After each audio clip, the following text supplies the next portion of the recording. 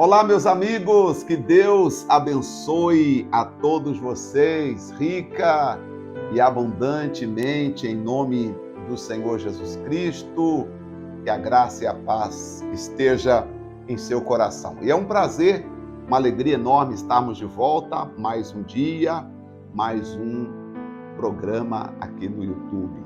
Vou chamar mais um vídeo, mas eu gosto de chamar mais um culto, porque para mim é um culto que nós estamos realizando agora na presença de Deus. Um culto personalizado, você e eu, nesse momento. Então, nós vamos dar continuidade, falando ainda um pouco sobre o que nós falamos na quarta-feira. Vamos sintetizar o que falamos e avançar um pouco mais. Você acompanhou o vídeo de quarta-feira? Quarta-feira eu disse que servir a Cristo, servir a Deus, servir o Senhor Deus de todo o coração não tem muito a ver com algumas atividades que as pessoas desempenham. Existem pessoas que se aproveitam e dizem: olha, se você não fizer tal coisa, você está desobedecendo a Deus. E aí fica difícil, às vezes, o membro entender qual é a vontade de Deus e qual é a necessidade do pastor ou a necessidade da igreja. Então, eu quero só recapitular.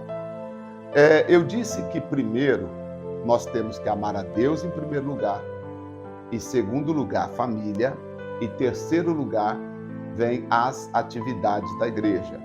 Você pode pensar assim: pastor, e no caso em que Jesus, até aproveitando que a pessoa me fez a pergunta, e foi até interessante a pergunta que a pessoa me fez, falando assim: e naquele caso, pastor José Maria, em que o próprio Senhor Jesus disse: todo aquele que não deixar casa, todo aquele que não deixar pai, mãe, irmãos, por amor de mim e do Evangelho, não pode ser meu discípulo.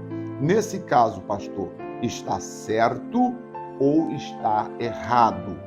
Nesse caso, como é que o senhor vê o caso de Jesus dizendo: tem que deixar tudo para poder seguir-me e ser meu discípulo? Bom, quando a pessoa pensa que, quando Jesus disse: todo aquele que não deixar casa, pai, mãe, por amor de mim e do Evangelho, você percebe que está se referindo à primeira pessoa que eu devo seguir, que eu devo adorar. E quem é a primeira pessoa que, no caso, eu disse? A primeira pessoa é Deus, né? Segundo, a família. Terceiro, as atividades da igreja. Então, se você parar para analisar, raciocinando, né? E aí é interessante raciocinar sobre isso, então nós vamos perceber que a melhor coisa, né, é você deixar tudo sim para seguir a Jesus Cristo, tá bom? Por exemplo, quando eu me converti, os meus pais não queriam que eu me convertesse. E nesse caso eu tive que deixá-los. Mas não deixar no sentido de abandonar. Eu tive que deixar a opinião deles de lado e seguir o Cristo que eu estava recebendo naquele momento. Nesse caso, sim. Outro exemplo também que a pessoa me perguntou, estou aproveitando aqui, nem estou citando o nome. Depois, se ela falar que pode citar o nome, eu até cito o nome. Mas foram comentários interessantíssimos, né? Que ela me fez e me fez refletir, até para explicar mais depois. Jesus, certa feita, estava pregando em um determinado lugar e, de repente, a família de Jesus apareceram ali e disseram assim: Jesus, sua mãe e seus irmãos estão lá fora, estão lhe chamando. Estão querendo que você venha aqui fora atendê-los. Aí Jesus vira para as pessoas que estavam ali presentes e diz: minha mãe e meus irmãos são aqueles que fazem a vontade de meu Pai. Jesus vira para as pessoas e diz: aqui está minha mãe, aqui estão meus irmãos, porque todo aquele que faz a vontade de meu Pai, esse é meu Pai, esse é minha mãe. Aí você diz assim: então, pastor, e aí, nesse caso, como é que fica Jesus não atendeu a família naquele momento. Está certo? Claro que está. Por quê? Porque Jesus estava executando naquele momento diretamente a vontade de Deus. Qual era a vontade de Deus? Que Jesus pregasse para as pessoas. Percebe que Jesus não estava em uma atividade.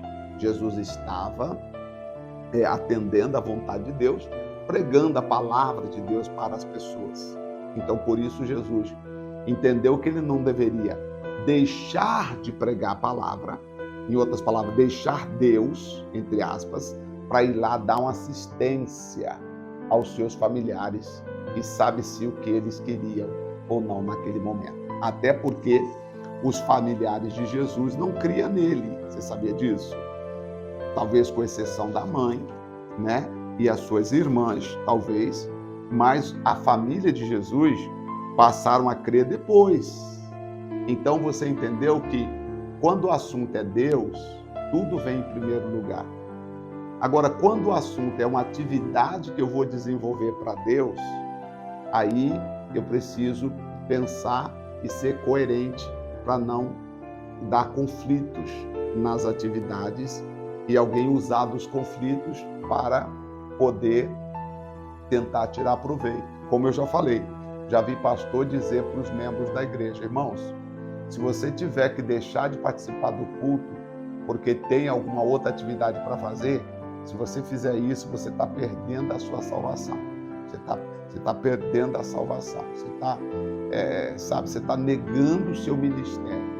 Né? E, na verdade, não é assim. Né? Por exemplo, são imposições dadas às pessoas. Por exemplo, eu já ouvi um pastor, que eu não vou dizer o nome dele, por questão de ética, não é bom, mas ele diz o seguinte: olha, você se comprometeu a dar essa oferta aqui para ajudar o programa, não foi? Sim, pois é. Você nunca pode deixar de cumprir isso, porque o dia que você deixar de cumprir, você está negando o seu ministério. Aí a pessoa fica presa, achando que ela nunca pode parar. Mesmo quando ela está em dificuldade, ela acha que ela tem que continuar ajudando, porque ela acha que ela não pode parar, que se ela negar, ela está negando o ministério. Mas, na verdade, isso é uma atividade que você está desempenhando. Se você parar, você não vai negar o ministério, você não vai deixar de amar a Deus porque você não deu uma oferta lá na igreja X. Pergunta para esse pastor o seguinte: ok, pastor, tá, então eu devo dar, né, como o senhor está falando, eu devo continuar dando, correto?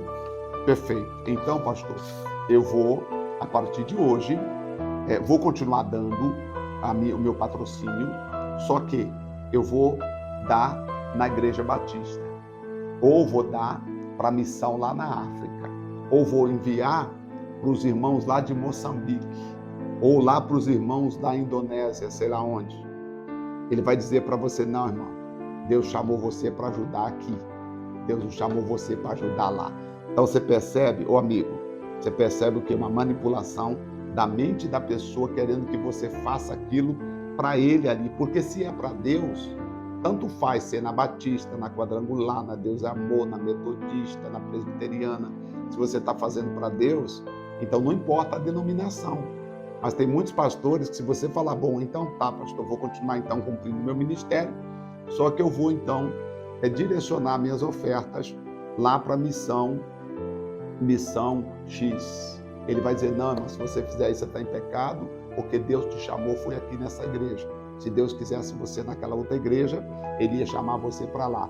Não tem nada a ver, são argumentos manipuladores para segurar e prender as pessoas. E muitas pessoas vivem debaixo desse jugo. Às vezes, entre comprar o remédio e dar oferta, às vezes ela deixa de comprar o remédio para dar oferta, o que é errado, viu? Se você tiver entre dar oferta e comprar o remédio para tomar, para poder melhorar a saúde, compra o remédio, né? Não pensa que Deus vai castigar você por causa disso, porque são pessoas que ensinam errado e às vezes as pessoas aprendem errado. Uma senhora na pandemia, um exemplo que aconteceu vivo comigo, uma senhora me ligou, ou veio na igreja aqui em Cuiabá, não lembro onde foi, e perguntou assim, falou, pastor, eu estou com R$ 70 para dar uma oferta X na igreja tal. E eu percebi, pastor, que a minha vizinha tá com Covid, tá doente e ela está precisando de gás. O gás dela acabou. Naquele tempo, acho que o gás era R$ 80, salvo engano, 75, alguma coisa assim. E ela me disse assim, pastor, a vizinha não pediu nada, mas eu senti no coração de comprar o gás para ela. Aí pergunto, pastor, eu posso comprar o gás para a vizinha? Posso fazer? Posso. Eu disse, claro que pode, se a senhora não está sentindo. Ah, mas eu sei que muita gente vai jogar pedra em mim. Tá vendo? O pastor ensinou errado. O pastor pode falar o que quiser, não tem problema. Só que, aí eu pergunto para você, se ela desse aquela oferta lá naquela igreja, e essa vizinha passando necessidade, chegasse lá na igreja e pedisse um gás, você acha que eles dariam um gás para ela? Mas não é para ajudar as missões? Pergunto novamente, reflete comigo. Tá, beleza. Ela foi lá, entregou a oferta, os R$ 70, e depois ela mesma foi lá com a vizinha pedir uma ajuda. Tá aqui minha vizinha precisando de uma ajuda para comprar um gás. Teria como ajudar a minha vizinha para comprar um gás? Eu falei, senhora, eu tenho certeza que eles não vão ajudar.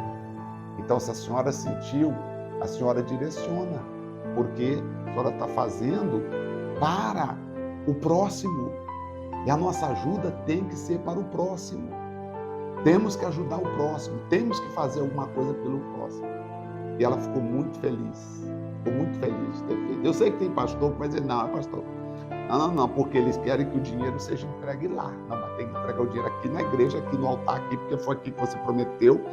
E não pode nem ser na outra, na filial, na matriz, tem que ser aqui onde você prometeu. Não tem nada disso, meu Deus. Se você prometeu com Deus, o negócio é com Deus. Sabe, o negócio é com Deus. Se você prometeu para Deus, Deus tem as formas de fazer, de receber, de trabalhar. Então, veja bem, claro que não estou falando isso para banalizar, né? Para todo mundo falar, então eu vou pegar meu dízimo e vou comprar comida e vou dar para os pobres. Vou pegar minha oferta e vou comprar comida e vou dar para os pobres. Não, não é isso que eu estou dizendo. Tá? Não é isso que eu estou dizendo. Mas eu estou dizendo que você não pode ficar debaixo de um jugo, com medo. Você não pode fazer as coisas com medo de maldição, com medo de perder a salvação. Porque tem uns que falam assim, olha, você até falaram uma vez assim, olha, vocês pastores, falaram para os pastores, nós pastores estávamos lá, vocês é como a aliança que vocês têm com a igreja, é como um casamento, vocês têm um casamento com a instituição que vocês frequentam. É como se fosse um casamento, vocês são casados com a instituição. Na hora que o pastor falou isso, eu olhei e falei, não, os outros podem ser casados, mas eu não sou. Eu tenho um casamento com Jesus. Eu sou noiva do Cordeiro. Eu pertenço ao Cordeiro, não pertenço a uma denominação. Eu pertenço ao corpo de Cristo. Na hora que ele falou, eu disse, não, está errado. Eu pertenço ao corpo de Cristo, eu faço parte do corpo de Cristo, eu sirvo a Deus pertencendo ao corpo de Cristo. Então, meus amigos, tem tantas coisas que nós precisamos aprender. Eu falei que os irmãos de Jesus não acreditavam nele. Vamos dar uma olhada em João capítulo 7, verso 1 em diante. Depois disso, andava Jesus pela Galiléia e já não queria percorrer a Judéia, porque os judeus procuravam matá-lo. Ao se aproximar, porém, a festa dos judeus, chamada de Festa dos Tabernáculos, os irmãos de Jesus disseram, sai daqui e vai para a Judéia, para que os teus discípulos vejam os milagres que fazes. Ninguém que procura ser conhecido em público faz coisa alguma em oculto, já que faz essas coisas, manifesta-te ao mundo. Verso 5, pois até os seus irmãos não criam nele. Até os irmãos de Jesus não acreditavam nele. Se fosse hoje, os irmãos de Jesus estariam falando, ué, faz essas coisas que está fazendo aí, posta para todo mundo ver, ué. Põe nos status, nos stories aí, faz uma live. Você não quer ser famoso? Você não quer aparecer? E Jesus disse assim, não, peraí, não é assim não. Não é bem assim. não é por aí. O tempo de vocês sempre está presente, mas o meu tempo não, tá? E aí depois que eles foram para a festa, aí Jesus decidiu ir até a festa. Então, o que eu estou explicando para vocês é que é interessante você ter esse entendimento de como fazer as coisas acontecerem, de como você fazer com que as coisas aconteçam. Então, vejamos bem, às vezes você olha e diz assim, poxa vida, pastor, a quem eu devo servir de coração? Você deve servir de coração a Deus, tá? A Deus você precisa servir de coração. Um dia pode ser que falte uma denominação para você frequentar. Um dia você pode mudar para uma cidade distante que não tem uma denominação que você adapte. E você precisa continuar em casa servindo a Deus com toda a sinceridade do seu coração. Talvez um dia você vai ficar mais idoso e você não vai querer sair de casa, mas você precisa continuar servindo a Deus no seu coração. Portanto, você que está em casa me acompanhando nesse momento, não fique pensando, será que eu estou me desviando? Será que eu estou desviado? Será que eu estou abandonado? Não. Eu sei que você está se alimentando, aprendendo e crescendo. Sirva a Deus com sinceridade. Faça da sua casa, da sua vida, o altar, o lugar de Deus entrar, habitar e servir. Tá bom? Então, veja bem, interessante que os irmãos de Jesus, não crendo nele, isso não fez com que alterasse a vida de Jesus. Ele continuou fazendo o trabalho porque ele sabia quem ele era. Eu vou terminar aqui, tá? Deus abençoe a vocês. Eu espero vê-los domingo, porque domingo eu vou falar sobre o Espírito Santo, tá bom? Vou falar sobre o Espírito Santo. Eu vou falar sobre duas coisas interessantes. Como você orar na sua língua natural, na sua língua nativa ou na sua língua mãe, e como você orar em espírito, que é o chamado, o batismo no Espírito Santo. Eu quero ensinar você domingo sobre isso. Vai ser muito interessante. Vamos ter uma mensagem gravada aqui que vai te ajudar com certeza, tá bom? Vamos fazer uma oração agora. Pai Celestial, em nome do Senhor Jesus Cristo, muito obrigado pela vida de todas as pessoas que estão orando conosco agora, suplicando e pedindo ajuda. Pai, eu entrego nas tuas mãos. Pai, eu coloco nas mãos do Senhor a vida de todos onde quer que estiver. Ó Senhor Deus, toma esta pessoa em tuas mãos, abençoa ela, cuida dela, protege ela com o teu infinito poder. Abençoa, guarda e protege. Obrigado por esta oportunidade de nós esclarecermos a palavra do Senhor a tanta gente. Agradecemos em nome de Jesus. Amém? Graças a Deus. Graças a Deus. Que Deus abençoe a todos vocês. Eu volto domingo, tá bom? Volto domingo às 10 horas da manhã novamente e domingo, quando eu voltar, falarei sobre o Espírito Santo. Você não pode perder. Deus te abençoe. Um forte abraço e até lá.